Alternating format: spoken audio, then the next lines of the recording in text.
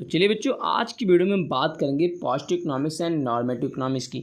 देखिए, इससे पहले मैंने माइक्रो इकोनॉमिक्स के लगभग 4 से 5 वीडियो अपलोड किया, तो उस वीडियो को आप ज़रूर जाके देखिएगा। प्लेलिस्ट में आपको वीडियो मिल जाएगा और मैंने आपको पूरा का पूरा कॉन्सेप्ट बेस पे ही लेक्चर समझाया है और आगे भी हमारा लेक्चर ऐसे ही चलता रहेगा। मैं चाहूँगा कि आप लोग इकोनॉमिक्स समझें, ना कि उसको रटें, ठीक है।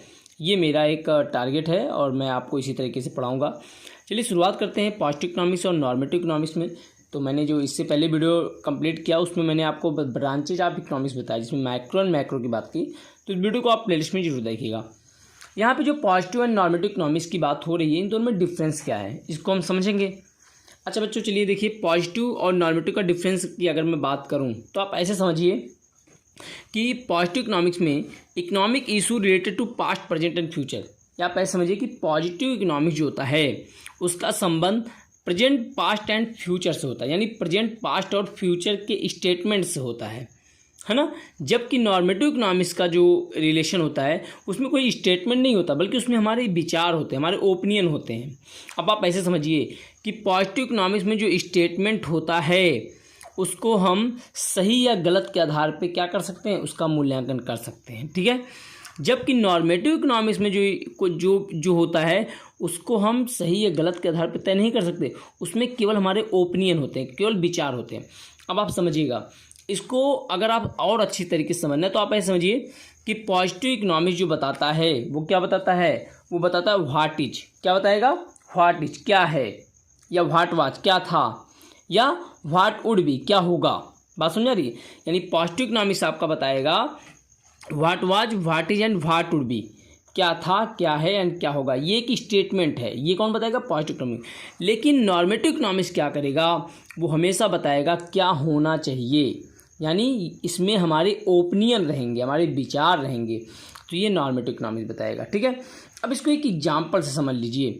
एग्जाम्पल से मतलब समझिए, जैसे मान लीजिए हमने कहा कि India is more than the population of China, ठीक है। यानी India is more than population of China, यानी इंडिया की जो पॉपुलेशन है वो चाइना से ज़्यादा है। तो ये एक स्टेटमेंट है।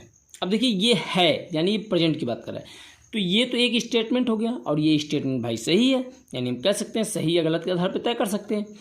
लेकिन अगर आपसे कोई कहे कि इंडिया शुड कंट्रोल पॉपुलेशन, है ना, भारत को क्या करना चाहिए, पॉपुलेशन को कंट्रोल करना चाहिए, तो ये क्या हो गया, ये ओपिनियन हो गए, ये हमारे विचार हो गए। तो ये तो आपका नॉर्मेटिव इकोनॉमिक्स हो गया। तो बस आपको इतना समझना है कि नॉर्मेटिव इकोनॉमिक्स में केवल ओपिनियन की बात की जाती है, यानी आप नॉर्मेटिव इकोनॉमिक्स को केवल एक सेंटेंस याद कर लीजिए और वो सेंटेंस है व्हाट आट टू बी, क्या होना चाहिए।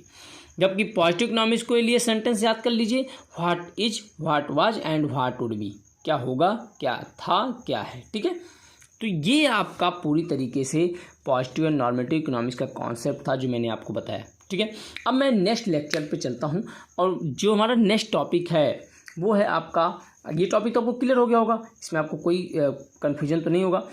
अगला टॉपिक जो मैं आपको बताने वाला हूँ वो है हमारा अपॉर्चुनिटी कॉस्ट, ठीक है। तो अपॉर्चुनिटी कॉस्ट शुरू करते हैं हम। तो यहाँ पे हम नेक्स्ट टॉपिक जो शुरू कर रहे हैं वो है हमारा अपॉर्चुनिटी कॉस्ट, ठीक है। तो मैं यहाँ पे लिख देता हूँ अपॉर्चुनिटी कॉस्ट, ठीक है, अपॉर्चुनिटी कॉस्ट। तो मैं इसकी बात करूँगा, ठीक है। अब देखिए, अपॉर्चुनिटी कॉस्ट की जब बात आएगी तो इसका कॉन्सेप्ट है क्या, बहुत ही आसान तरीके से बच्चों आप लोग समझिएगा, बहुत ही इजी लेवल का है, ठीक है।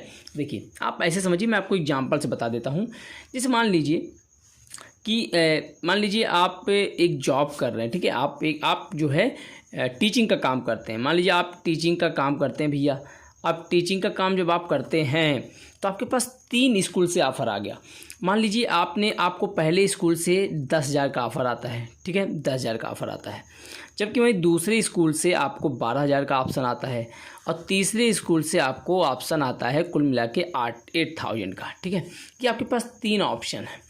अब 3 ऑप्शन में आप किसको पकड़ेंगे, आप पकड़ेंगे 12,000 को। भाई आपको मैक्सिमम क्या चाहिए, आपको मैक्सिमम जो सैलरी मिल रही है वो चाहिए। तो आप 12,000 का जो पैकेज है वो आप क्या मतलब मंथली जो है 12,000 का जो आपको सैलरी मिलेगी, आप उसी स्कूल को ज्वाइन करेंगे। तो ये आपने ज्वाइन कर लिया, ठीक है। अब इसमें अपॉर्चुनिटी कॉस्ट क्या होगा? देखिए अपॉर्चुनिटी कॉस्ट का, इसमें आपका अपॉर्चुनिटी कॉस्ट क्या होगा कि इसके बाद का जो अगला ऑप्शन है, इसके बाद जो हमारे पास बेस्ट अल्टरनेटिव ऑप्शन है वो कौन सा है, यानी 12,000 जो मैं इस समय प्रेजेंट में हूँ, इसके बाद अगर ये मुझसे छूटता है तो मैं कौन सा पकड़ूंगा, फिर कौन से स्कूल को मैं ज्वाइन करूंगा, मेरे पास कौन सा दूसरा सबसे बेस्ट ऑप्शन होगा, तो वो ऑप्शन होगा 10,000 का। तो इसका मतलब ये हुआ कि अपॉर्चुनिटी कॉस्ट यानी द नेक्स्ट बेस्ट अल्टरनेटिव,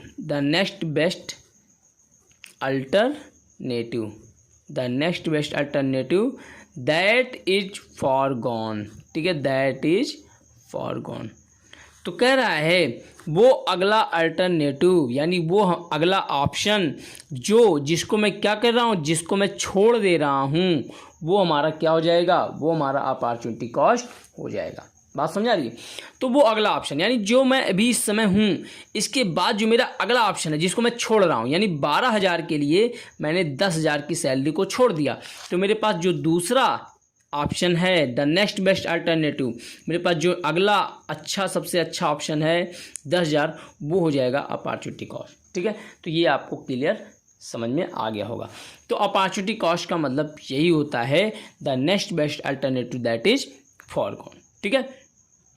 तो यहाँ पे ये बातें हो गई। अब मान लीजिए आपके पास ये 12,000 अभी नहीं होता, ये 12,000 नहीं होता और आप 10,000 पे काम कर रहे हैं। अब 10,000 के बाद अगला ऑप्शन आपके पास कौन सा होता, तो वो 8,000 होता। कौन सा होता? 8,000 का। तो यहाँ पे अपॉर्चुनिटी कॉस्ट कौन सा होगा? 8,000 हो जाएगा। कौन सा हो जाएगा? 8,000, ठीक है। तो ये अपॉर्चुनिटी कॉस्ट का कॉन्सेप्ट है। तो आई होप कि चीज़ें आपको समझ में आ गई होंगी। और ये जो दोस्तों यहाँ पे आपका जो लेक्चर नंबर, जो चैप्टर आपका फर्स्ट है, यानी फर्स्ट चैप्टर आपका पूरी तरह से क्या हो गया, समाप्त हो गया। अब नेक्स्ट चैप्टर में बात करूँगा कंज्यूमर इक्विलिब्रियम। तो यहाँ पे फर्स्ट चैप्टर पूरी तरीके से कंप्लीट हो गया, तो इस वीडियो को आप ज़रूर देखिएगा। यहाँ पे ये टॉपिक कंप्लीट हो चुका है, तो आपको प्लेलिस्ट में सारा वीडियो मिल जाएगा। या फिर जो हर वीडियो का जो एंड स्क्रीन है, जो एंड जब आप वीडियो समाप्त होता है तो आपको आई बटन पे भी मिल जाएगा पूरा वीडियो, तो वहाँ पे आप देख लीजिएगा। धन्यवाद।